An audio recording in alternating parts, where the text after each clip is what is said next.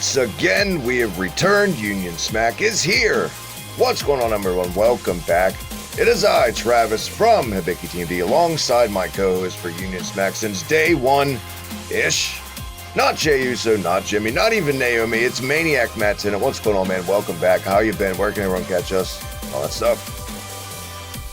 I've been, you can find me on Twitter at The Perfect Tenant, as per usual, and you can also buy our merchandise, the official Union Smack shirt, a Hibiki TMD shirt, Reset Button shirt, Tenant Talk shirt, Union Smack Hall of Fame shirt, which will be coming back, Travis, at some point in the, let's say, near future, for the people waiting for it. It's on me, flat out at this point. It's on me. I'm slacking. I'm getting it together. Don't worry. Now you're going to get me motivated. It'll be in your email by tomorrow, probably.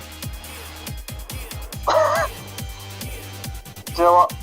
Send it. I'm waiting, he says, with no room left in his laptop. Anyway, you can buy all that stuff from our online shop at unionsmack.bigcartel.com.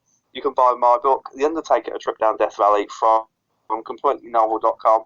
I say it every week, Travis, it gets a little bit closer to completion every week, but you'll soon be able to buy my second book, NXT Year One, from, I'm assuming, the same place. I haven't looked through retailers yet or where it's going on sale, but we'll have all that good stuff for you when it's finished. Well, quite frankly, anything Matt puts out should be on Barnes & Noble. Anything you put out should be on Barnes & Noble because it's that good. Just like the writers here on ProWrestlingJournal.com for featuring us, the official podcast network, and on Twitter at the Hibiki TMD. Hit that red button right down below if you're checking us out on YouTube for the best retro gaming, pro wrestling, heavy metal podcast, all in between game streams. A good variety of nerdiness right here. Matt, it's episode 82, I believe, right? This week? Yes, well, it's technically episode 82, but everybody else counted Takeover as an episode. So everyone else is on 83, but this is technically 82. There you go. We are nearing episode 100 and something we never talked about. Do you think they're going to do a milestone episode?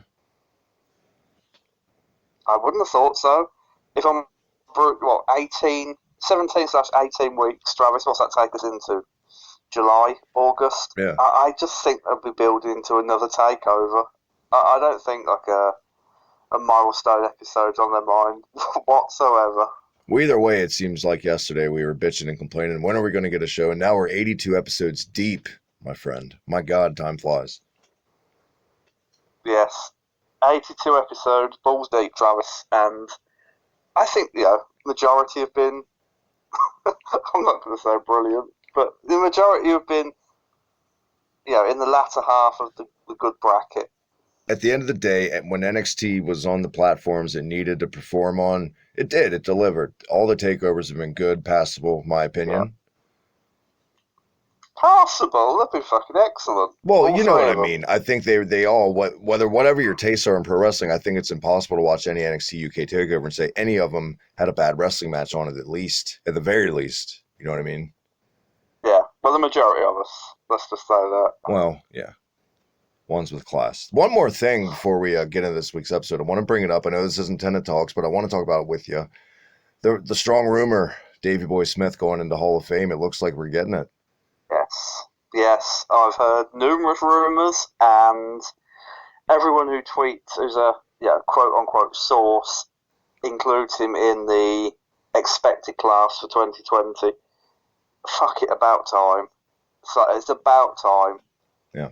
Long overdue, and damn it, I'm really happy about it, but on the other hand, I'm pissed off again, Matt, because just like with our focus on Adrian Street and induction, they made a documentary off of Union Smack Hall of Fame. This time, they've had years to put this man in the Hall of Fame, years, and they wait till we induct him in ours. Lo and behold, what a coinkydink, huh? But, let's never forget who inducted him first. Exactly. Recognition goes a long way. It does indeed. And if you want to use our video in the intro, royalty free. Well, let's not get ahead of ourselves. We'll take a kickback. No. We'll talk about that off air, yeah. Onward we go, though, Matt. Let's get down to it. Once again, right from York.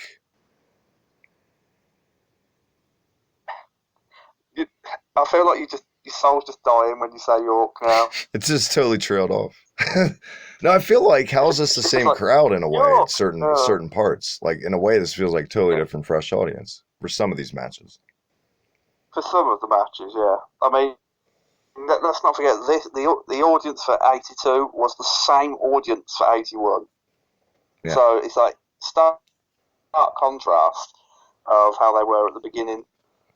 Let's say the beginning of the evening of recordings, because we've got 2 weeks left, plus this one, plus last week. That's like 4 hours worth of TV tapings I had to sit through. Yep. So I hope they keep this up. I can't see it coming. Speaking of keeping things up, I hope they keep up the way this kicked off, this little video package of Joe Coffey. I like the way this was shot. It's much darker feeling. A lot of their stuff's had that darker edge to it lately, or is it just me? No, it has. It's got much grittier, much darker, and as a result, it's got much more interesting. I very much enjoyed Joe Coffey walking through. I assumed it was a corridor at the beginning, but then he was just out in the UK Performance Centre, main area, so God knows where he was. So he was listening to and watching, a repeat of Takeover, of Dragunov knocking Alexander Wolf into him and injuring his knee, etc. Very well done. And the knee would come into play, but that's the very end, the main event. We'll save that for later. Until then, we got this video package. You got one thing I want to bring up. I feel like the chemistry between Aiden English and Tom Phillips is getting better. By week, they're getting more of this intertwined heel and babyface dynamic going, more like Aiden picking on Phillips, and it's working for me because they're not overdoing it. And Aiden's getting better. I say it week after week, but he really is. Yeah. I mean, I obviously welcome Nigel McGuinness back in commentary, but I don't mind Aiden English as a stand-in. I don't think I could stomach him every week for a year, but to pop along now and again, say hi, do a little bit, yeah, absolutely fine. I will say, throughout this episode, Tom Phillips I thought was excellent, especially when he got cut off twice in one camera shot. Is he the most underrated announcer in modern wrestling? I think it's a toss-up between him and Vic Joseph. Yeah. I would say those. Also, Joe Galley from the NWA. Yeah, could throw him in as well. Stu Bennett's a tremendous color guy, too. That's a whole other show. This show kicked off with Tyler Bate and Joseph Connors wearing 2 sexy Brian Christopher's tights for some reason. Yes. That's immediately what I thought, by the way. He had a word with Jerry Lawler, hadn't he? Just raided Brian Christopher's closet. Should have just had Lawler out there with him. I mean, put over how worthy he is. What do you think of Connor's little twist on his music now? With his little soundbite at the beginning, like he's hardcore Holly or some shit. It's trash.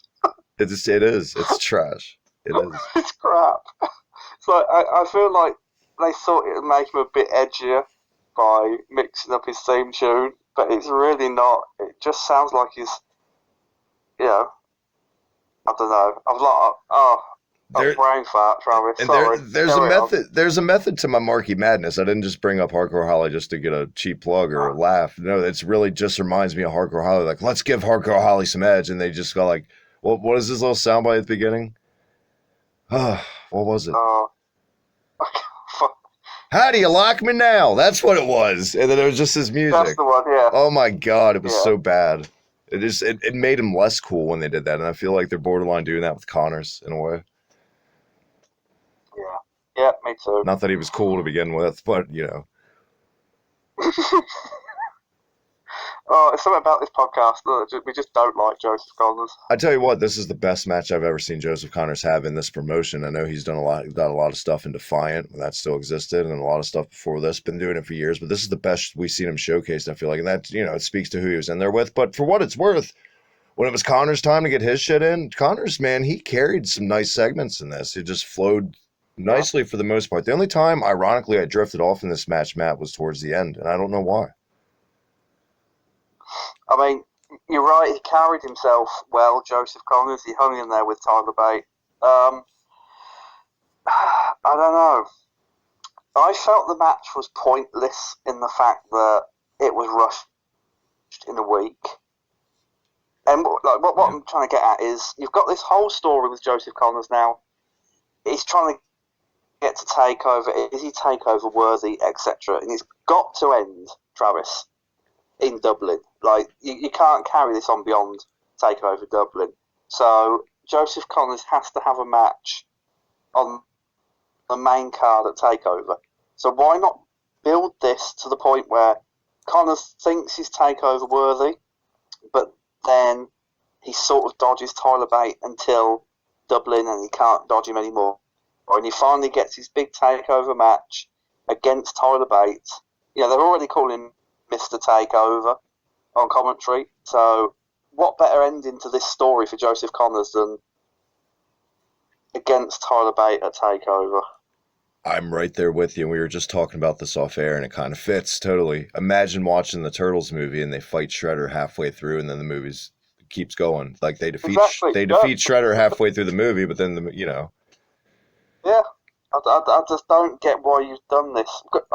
Honestly, we've got another set of tapings before Dublin in Coventry, and I don't see where. And this is going to be a running theme through this week and probably the next 2 weeks, Travis.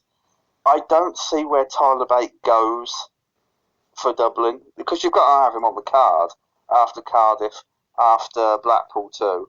You know, the performances he's put in. He's almost like the Johnny Gargano of NXT UK. He has to be on TakeOver at somewhere. Yeah. But the question is where. Where is the question? You know, if we're assuming you're putting Jordan Devlin in the main event against Walter, so a rematch there is off the card. Then you go Bate and Dragunov for a number one contenders match. Then that's what I would do. I mean, now you probably would. I'd have preferred Joseph Connors versus Tyler Bate. End this story and get him off of television. And it's not like Connors had to win the TakeOver. It would have gave both guys something to do in elevating a guy that nobody gives a shit about right now. At least take a shot. Exactly. I mean, you could arguably have a triple threat for the number one contendership. You know, Connors, Dragunov, and Bate. But then, does Joseph Connors bring a match that big down? For me, he would. Yeah. Yeah. Maybe make it a fatal 4-way. Put Travis Banks in there as well, possibly. But I honestly, I don't know. I'd have had Joseph Connors beat several bigger stars on the way to TakeOver Dublin and then finally lose to Tyler Bate. End the story. Get him off of television. Jordan Devlin wins the UK Championship, and then we build towards Bate Devlin 2 for the title in August. I have no clue what the hell they're doing with Joe Coffey as a character right now, but I could see Connors and Coffey at TakeOver with Coffey as the babyface. Because by the end of this, spoiler alert, it seemed like Coffey was babyface again. I don't know. I mean, we'll talk about it later, but honestly, I don't know where Joe Coffey goes now. It's kind of baffling, honestly. We'll get there. Where did we go next? Oh yeah, but let's get to the match. That might help. Tyler Driver 97 gets the win. Pretty goddamn competitive back and forth match. This could have worked at a TakeOver. I feel like, Bate obviously held back a little bit than he would on the bigger stage, but this totally could have worked for me. I agree with you. They should have built it up to TakeOver. I feel like the crowd didn't obviously respond to Connors really, but for Tyler Bates' entrance, man, he got one of probably the best reactions of this whole taping. Yeah, agreed. He's becoming more and more popular. And like I've said for ages, it's like he's going to get that title back at some point. And I think he's in a much, much better position now to be champion and to carry the brand than he was in 2017. And that's all you can really want, I guess. It's so weird that wasn't Joseph Connors in the very first ever match, technically, for NXT against Trent Seven at the tournament? No. Trent Seven versus, H.C. Dyer, I believe, was the first match. Oh, wow. In the UK tournament. Oh, wow. Well, either way, I like that they drive home the fact that he's a UK original. That, they make a point where, he was always the forgotten bridesmaid or something. And can I just say, I know you said this is Collins' best match on the brand thus far, but I would still have to put this second to his match against Mark Andrews in the original tournament. If you go back and watch that, that was excellent. I'll have to go back. It's been a while, man. It has been a while, but I'm kind of interested now to check that out. That's why we have Matt on. If you've forgotten it, he's here to refresh you. He's a historian of this brand. And where did that take us next, the NXT UK? That took us to a middling, I'm going to say, Toni Storm vignette, which built her match, her I Quit match, we should say, against Kaylee Ray. I guess we're biased because we know the spoiler, so we're not really like, what's going to happen? But it was all right. It wasn't. We've seen this kind of vignette a million times. I mean, we've seen it a million times, but I mean, putting aside the fact that we know who wins, we know what happens, etc. And I mean, I'm 100% invested now, knowing the ending to next week, how they're going to pull it off and not have Toni Storm look weak. But I'm more annoyed at this vignette because of Toni Storm's lack of enthusiasm for anything. Well, she almost broke out crying at the very end. I was like, what's happening? Is she Ric Flair? She's the female one. This is her whole, and it's like we've said, I think last week or at least the week before, doing the total opposite in the UK right now on the other wrestling scene over there. Just tremendous heel work right now. Crazy. And what she tired from jet lag when they're shooting this? What's the deal? Oh wait, it's Bailey. She's cutting a promo like Bailey. My bad. Whatever she's doing, she fucking needs to pack it in. Because Kaylee Ray went into this promo with all the arrogance and, you felt like Kaylee Ray lived her heel character. And then Toni Storm comes in. And bear in mind, she's a woman, she's on the warpath. She wants revenge for Cardiff. This is her last chance at the title while Kaylee Ray's champion. And she just comes out like, she's the most, vicious and horrible woman I've ever met. But my face will say whatever. Maybe I'll beat her again. Maybe I won't. That's all I got out of it.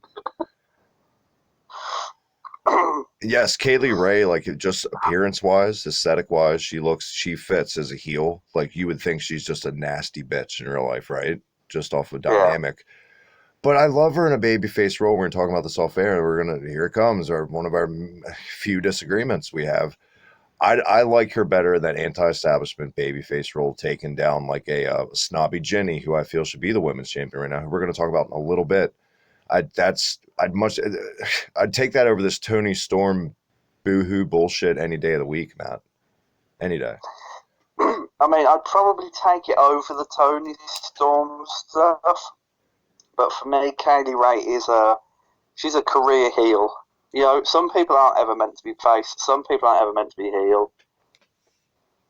But Kaylee Ray, I never want to see her as a babyface ever. I think she's too smarmy. She's too arrogant. She's too good in that role just to risk changing it and it not working. Because like Jinny's great on the microphone, but not every time. And that begs the question right now, how they're positioned. Do they cancel each other out? I mean, the best. I think put them in a stable. Have Jinny maybe use Kaylee Ray to get to the top, and then judge the reaction in a few months' time. When they're both at, obviously not the same peak because Kaylee Ray's champion, but when Jinny's had enough time to get close to Kaylee Ray, see where the audience lies, see who they're sort of taking to more, and then judge it from there. But at the same time, it's like I don't ever see Jinny as a babyface.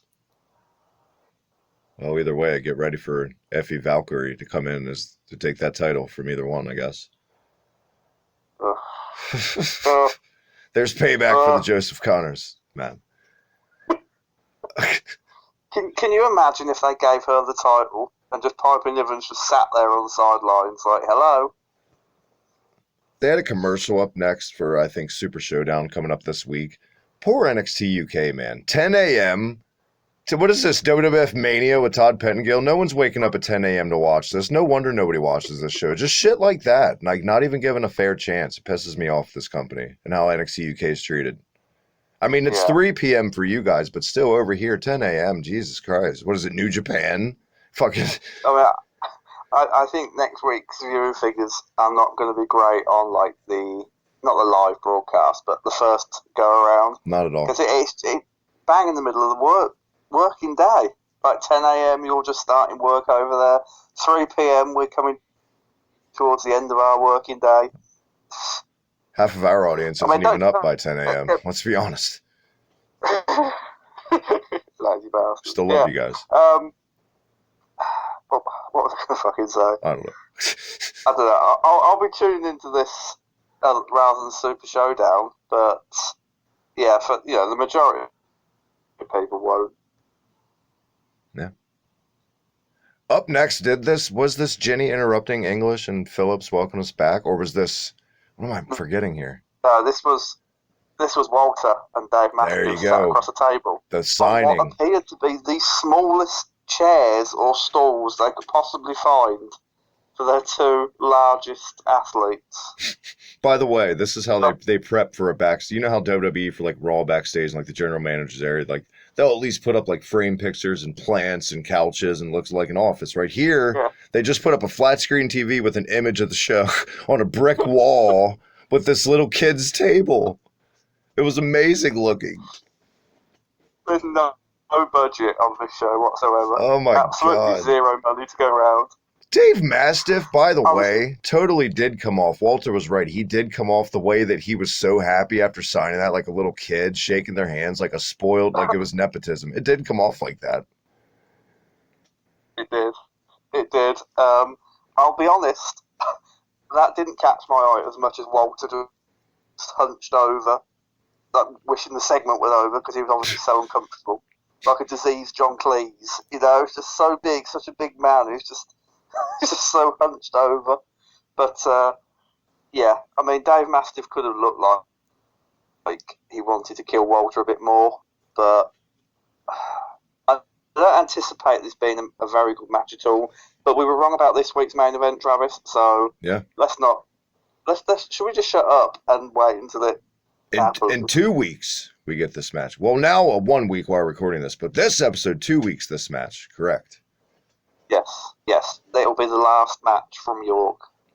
There you go. And Walter looked like the restaurant he was waiting on a steak at. The small table was taking like 45 minutes on a steak. He looked pissed. He did, you know what? Not one of the worst Walter little promos he's ever cut, though. He's getting a little bit better at English. I'm noticing it. Is it me? No, he is, but the shorter the promo they give him, the better he looks. For sure. And maybe that's why this stood out to me. It was short, simple, and boom. We're done. Fuck you, Mastiff, you jolly bastard. Yeah. Just like this episode. Really was. The Jolly Green Giant, yeah. No, I agree. This episode was nice, boom, boom, felt good, get out of there. It's like a hooker. What? And moving on. Was it Jinny time now? It was Jinny time. I did not mean to segue hooker into Jinny time because she's so much classier than that. The queen, my queen of NXT UK, Jinny's biggest fan is confirmed right here. I love me some Jinny, and I love this promo here. I loved her making Aiden English hold her hand to help her up when she got up and down. That was great. Made her even more of a bitch. Cutting a promo, how she never said her name, but Jazzy Gabbert, who in real life asked for release, she didn't listen and she cost her career and blah, blah, blah. And I just liked it. It was nice to get her back on the radar somewhat and do something with her, at least, the very least. Yeah, I agree. I don't know where she goes from here, just like so many of tonight's, stars, athletes, whatever. But it was a good start again, shall I? It was a good promo. It got to the point. Like you say, she wasn't allowed to say Jazzy Gabbert's name because I'm sure Gabbert will be struck from WWE history now for walking out on them. They're going to Benoit. Wait, let's catch it up to modern times and current events. They're going to Vicky Guerrero her. Yes, she'll be wiped from all records of WWE. I wouldn't even be surprised to go back to Blackpool 1 and see her little appearance in the crowd edited out now. That's how petty WWE are. They really are. Yeah, I don't know where Jinny goes, but did she look pissed off that Jazzy Gabbert had walked out and ruined the whole angle? I mean, was it me or was her face just like, oh? I agree, but it made it work even more for me when she did that. And I love that camera angle that kept shooting above her, not for like the obvious reasons, like she's a very attractive woman, but like the shot from behind her, like over the crowd. I liked that. It was different. Yeah, very good camera. And Aiden English like yelling at Tom Phillips, like, "Don't worry, Phillips, I'll help her." That was great. That's what I'm talking about. Their little Bobby Heenan and gorilla chemistry they're finding for me. I'm noticing it. Yeah. They need to hurry up and make Jordan Devlin and Jinny the Charles and Diana of this show, and I'll be the happiest little Mark fan in the world with NXT UK. That's all I want. Make them the king and queen and dominate the divisions. I think that could work. Just a little royal family of their own on NXT UK. I'd like to see that. Give Jinny the Women's Championship at some point, not yet, but at some point. Jordan Devlin the NXT UK Championship. And they have a bunch of guys in their stable and call them the Royal Family, and they'll do their bidding. Oh my God. Why aren't you listening to this show, Hunter? Huh? It's a deal, man. I'm not even being Terry. I'm being me. It's a deal. Do it. No, we're going to get Dave Mastiff. Being an 8-year-old kid, when his dad's a football coach, he makes him starting quarterback. Happy and shaking his hand. Thank you, Daddy, for the title matches. I'm going to lose anyway, probably. Spoilers. Then when we got back on track when Jinny left, this was great too. The announcers started, they got like a sentence out, the Noam Dar's music come off again, and Tom Phillips threw his pencil in the air like Mr. Perfect, except he didn't catch it. It was great. They were flustered and they played it off, and Noam Dar came out. I haven't seen him in a while, and he got a nice little reaction here.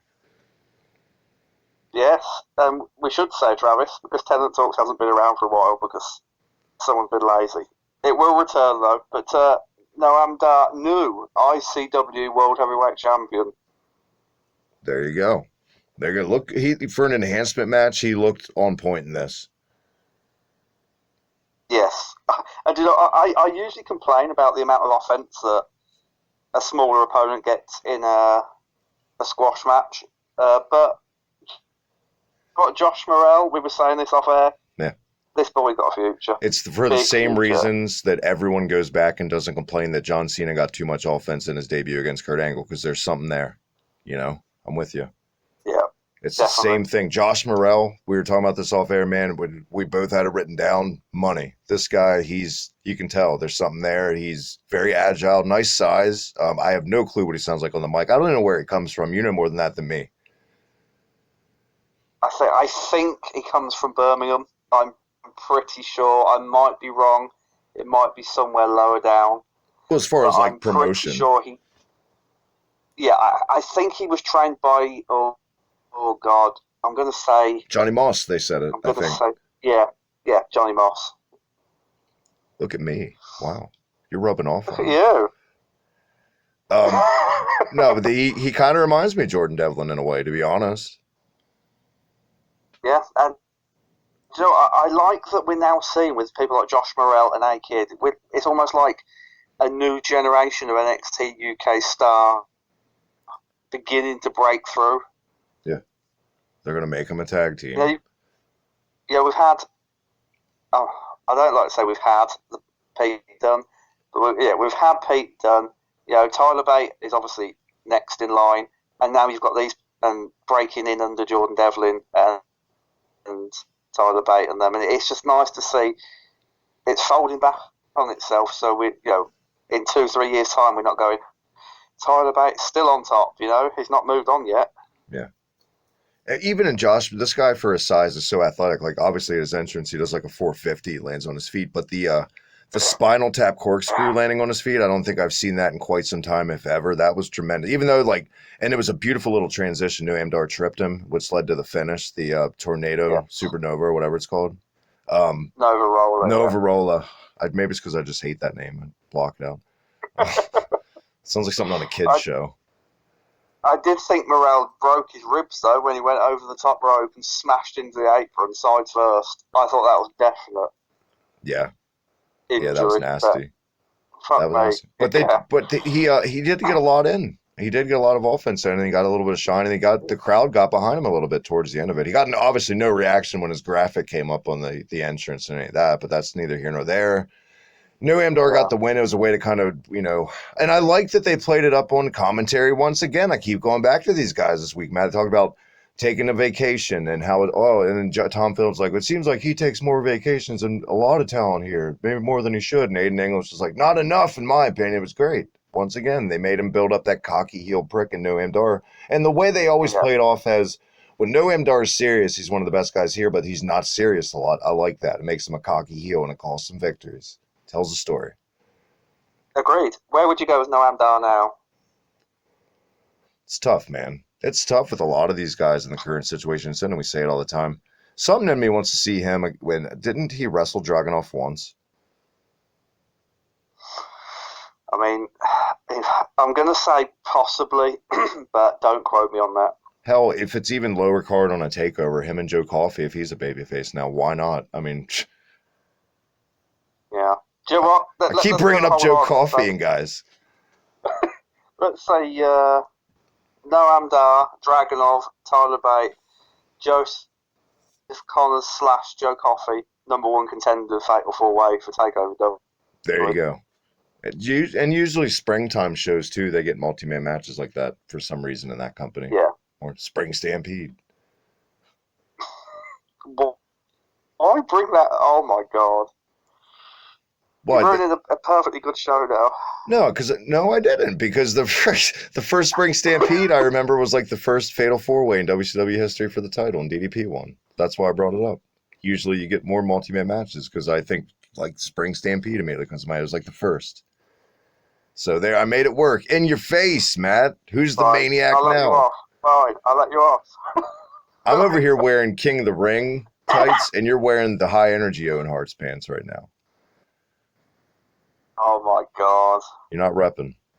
Yeah. Shall we move on? Let's move on. Was this the Hunt looking insane? Oh dear, yes. Yeah. The Hunt from behind a chain link fence, like something from The Hills Have Eyes, wasn't it? Yeah. Just them spitting and sweating everywhere. Primate looked like he really wanted to rip your liver out and eat it for dinner as a steak. Feeding time at the zoo, yeah.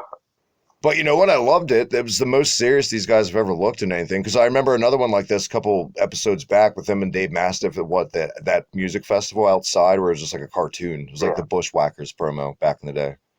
Yeah, the Download Festival. Yeah, there you go. There you go. I don't know. Like we said last week, I like the Hunt, Travis, but they need to be taken more seriously than this. I feel like there's still time by summer or fall to have them in the title picture and get them in that serious route. I feel like they could get those guys over if they do it right. There's something to work with there. If they're right. And we saw that in this promo. Yeah, I mean, I don't rate Primate as much as I rate Mike Hitchman, but I mean, this was a basic vehicle to get, them versus Grizzled Young Veterans on the cards for next week. Yeah. Yeah. I mean, we know how that's going to go. We don't even have to give people spoilers for them to know how that's going to go. But, I mean, I'm hearing Grizzled Young Veterans maybe head into NXT on a more full-time basis. So maybe there's a spot opening up that the Hunt could fill. I just think if only, man, in the perfect world, if only they had Mike Hitchman's head on Primate's body, you'd have like the perfect, prototype for a wrestler. Really? Think about it. I don't know. I like Mike Hitchman's size. He's like, it's weird to explain. It's like he's the perfect baby face because he's small enough to take a hell of a beating, but then when he comes back, you really want to see him kick somebody's ass. And I think if he was bigger, maybe he wouldn't elicit that reaction or feeling. And then we up next, Matt. The Ace has returned home in his Hugh Hefner suit at the Playboy Mansion. For some reason, he chose to dress like Prince in a purple sports coat with a turtleneck. I don't know why, but Jordan Devlin's back talking about he's still that Johnny Saint's too old to have a phone, and it's been Sid Scala hitting him up, begging him to come back and just being a heel. Well, not a long promo by any means. Yeah. No, I do worry with this though. It's like the way he's making it sound in his promos. I think we had one last week as well.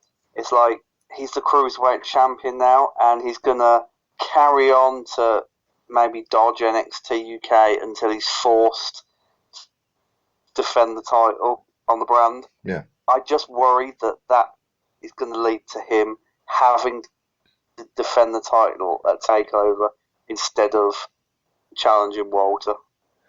Yeah, like we were saying earlier, I can't see there being enough time for him to totally change character unless it's totally hot-shotted. But by then, it'd be rushing the quality, wouldn't it, of what the storyline could be? I mean, it would, but let's be honest. I don't think they need to turn him babyface at all. TakeOver's in Dublin. Like, whether he's a heel the week before TakeOver or not, he's going to be a babyface in Dublin. Yeah. It'd be worth the spectacle match, at least.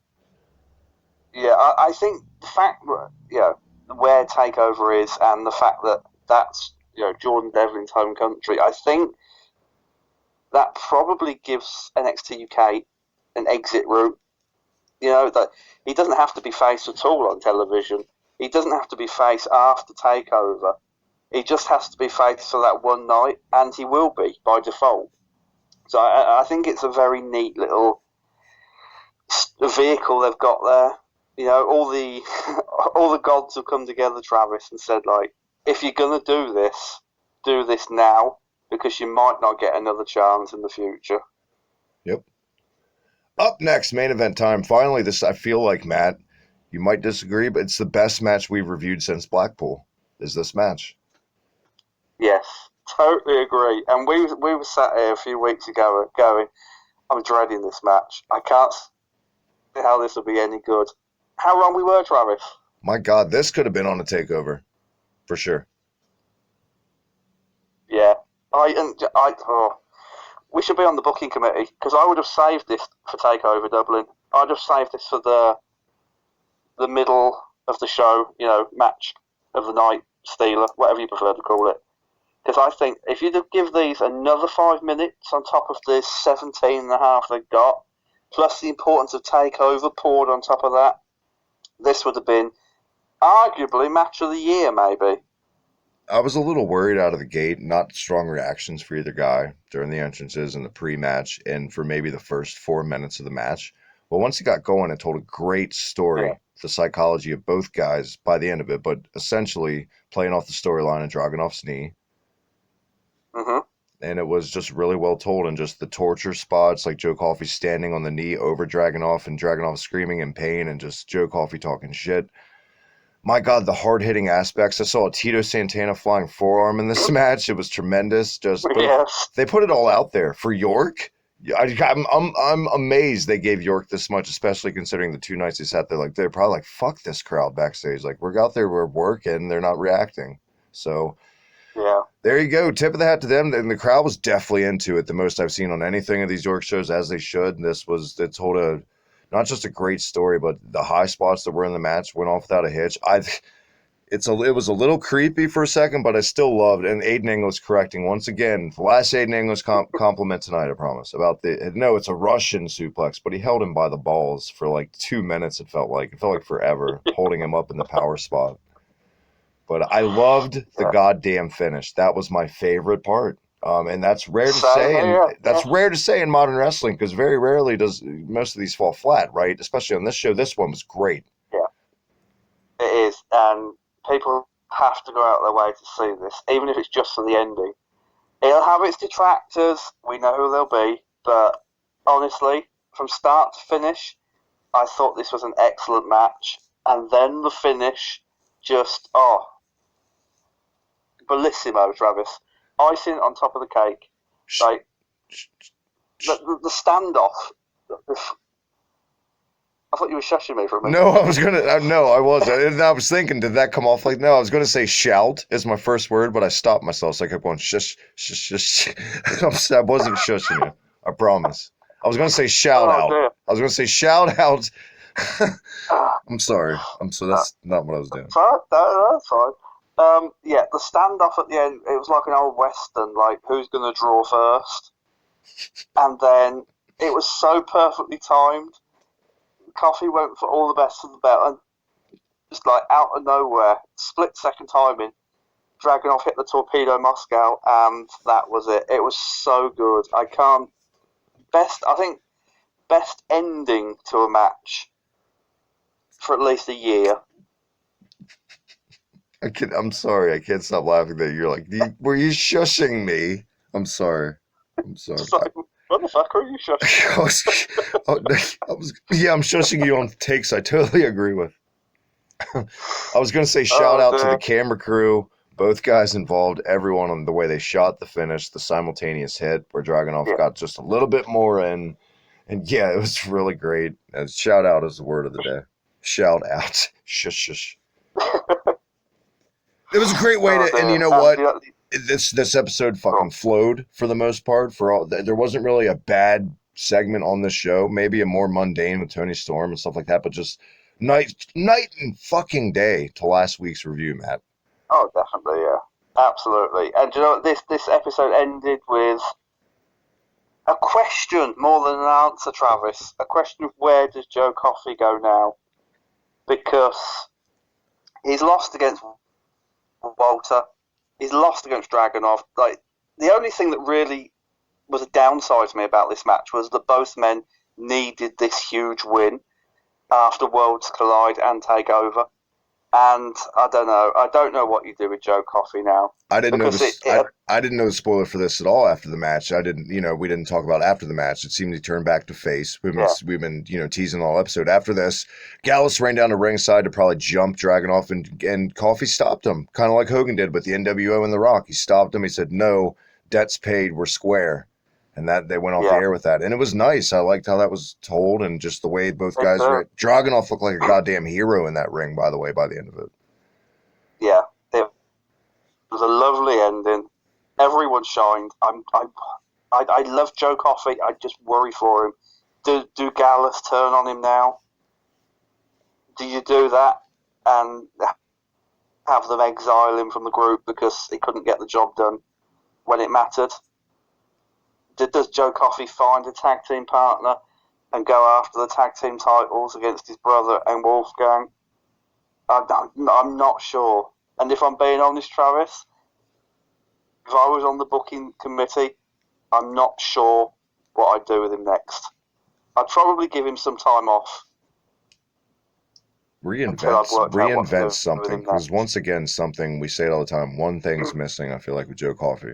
There's something not there. It's not connecting. It's not putting him fully over the top. Because there's tons of fucking potential there. You can't deny that. Oh yeah, so much potential. And it's like, once again though, it's what we say with Jinny in progress. It's, the Jinny in progress isn't the Jinny in NXT UK. Well, the Joe Coffey in ICW isn't the Joe Coffey we see in NXT UK. The Joe Coffey in ICW is like the Triple H of ICW with the Dynasty, just like a Wolfgang. Yeah. It's totally different. Exactly. We need that Joe Coffey on NXT UK. But I don't know. We're not going to get it, obviously. But his in-ring, his in-ring is perfectly fine. It's just the character. He looks like an evil bastard, so he's naturally a heel. I don't think the babyface thing's going to work for him at all. So I don't know. I've run out of ideas of what you do with Joe Coffey now, without having him tread water. I'm with you. I've got nothing. They booked him 2 in corner now. We're like, well, you got to be careful. We get into Dolph Ziggler territory where you book a guy, flip-flop him back and forth so much people just stop caring. Are we almost there? Yeah. I mean, we're getting close. Without the implementation of a mid-card championship that could possibly breathe new life and new rivalries, in and around him, I'm lost. For the first time, Travis, I'm lost for ideas of what to do. And it's a shame, because he's such a good wrestler. For some reason, I could see just Joe Coffey on SmackDown. Not even Gallus. I mean, would you, though? I wouldn't, because I don't want to see him get buried any more than he arguably has been. Oh no, I feel like he deserves I don't way know. more right now. Maybe bring him to NXT. Maybe do a storyline where Gallus exile him for 6 months. Bring him to NXT. Let him, make a name for himself at NXT, and then have him come back to NXT UK. Maybe that'll work. Have him come back with a 6-man tag with Gallus for his first match back, and then after the match, after they win, Gallus turns on him, even if they win, and set up that program we were talking about. Yeah. Something big's got to happen for him now, because his underlings have got the gold, and the leader is now just staring into the abyss of nothingness. On the other end, we spent all this time on Joe Coffey. Where does Dragunov go next, Matt?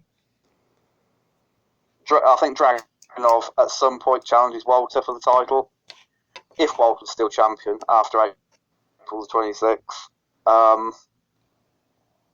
I can see Walter versus Jordan Devlin, Walter versus Tyler Bate. Not Walter, what the fuck am I talking about? Dragunov. Dragunov versus Devlin and Dragunov versus Bate. They're two feuds, that could carry him easily through the next 2 takeovers, which, as far as we know, could be the end of the year. We might only be getting 2 more this year. Nice. I think, book Dragunov wisely, book him well, and then turn him heel. Nothing mentioned at all of Trent Seven on this episode for the past 2 weeks, right? Yeah, nothing whatsoever since that Eddie Dennis match. So that screams to me like they had to reset everything storyline-wise with Trent Seven. Yeah.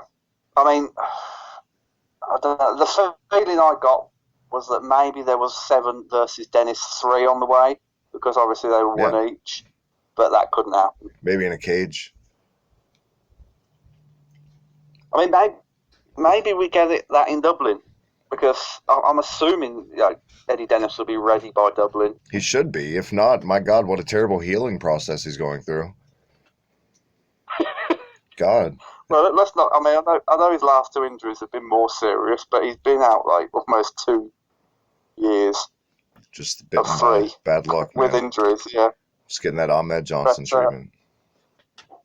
I wouldn't mind 7 versus Dennis in a cage. Then 7 versus Dragunov. I'd be good for that. Ladder match with his dragon mask hanging above the ladder. You're clutching at straws now, aren't you? I'm trying. It's better than most of the shit they book. Let's be honest. Towel versus mask, yeah. Towel versus... But no, stash versus mask. And if he loses, he has to shave his stash. How have they not booked a gimmick like that with Mustache Mountain, by the way? I think they will at some point. Would you do that, or is that 280s? Or does that work in any era? I mean, they still do hair versus hair matches, don't they? So why not Mustache versus, I don't know, some fucking thing? I feel those kinds of stipulations, specifically appearance ones, are timeless. Yeah. I mean, it can rejuvenate a character, can't it? Exactly. And also, that could be a catalyst for Trent Seven heel turn on Tyler Bate. If Bate gets pinned, it's you fucker, you cost me my moustache. That's everything about my character. We need to get that a new shirt on the store. You fucker, and on the back, you cost me my mustache. That was NXT UK episode 82, Matt. What did you think of this week's show? Yeah, I thought it was very good. I thought the main event just sealed an above average episode. The opener I felt could have been better on an NXT stage. Even the exhibition match in the middle was very good, and of course, excellent main event with an excellent end. I'm right there with you. I'd bother reviewing it, but you already took my words out of my mouth. That's it. Hopefully next week we get the Jinny and Toni Storm match. We get the Hunt and GYV. Hopefully it doesn't disappoint. I just got a bad feeling about the Toni Storm match, but we'll see. Hopefully, fingers crossed, babyface Toni Storm cannot make us pissed off when we go to record next week. Until then, Matt, one more time, where can everyone catch you and all that stuff? I was just going to say before that, Travis, you're so hyped about Jinny. You said Jinny Toni Storm match. Excuse me, Kaylee Ray and Toni Storm next week. See, that's how much she deserves to have the title. In my mind, she's already in the title picture. God bless Jenny, and God bless this week's thumbnail, Matt. Good job. Thank you very much indeed. You can find me on Twitter at The Perfect Tenant, as per usual. You can buy all our official merchandise, as I mentioned in the intro, from our online shop, unionsmack.bigcartel.com. You can buy my book, The Undertaker, A Trip Down Death Valley, from completelynovel.com. And NXT UK Year 1. My second book is on its way to you soon. We will keep you updated. And thank you, I have to say, Travis, for the several people that have actually contacted me and asked when Tenant Talks is coming back. It will come back in the next week or so. There's just not been a whole lot of news, and I've just, I've been on wrestling recently, just meh. But it is going to come back, a full episode, and thank you for the interest. Hell yeah, as always, and thank you. The store been getting a little more play this month. Those of you that have been picking up some shirts in the store this month, thank you guys. We really appreciate it.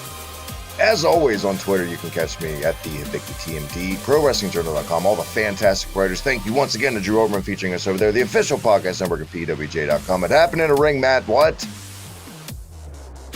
They're your thing. Nobody ever gets it. They're your thing. There you go. There you go. I feel like I've said it 3,000 times now. I'm sick of saying it, but that's what I got to do. That's how you plug, my friend. And that red button right down below on YouTube. All the best retro gaming and pro wrestling heavy metal podcast goodness. Until next week, this is Union Smack, episode 82's in the books. Cheerio, mates.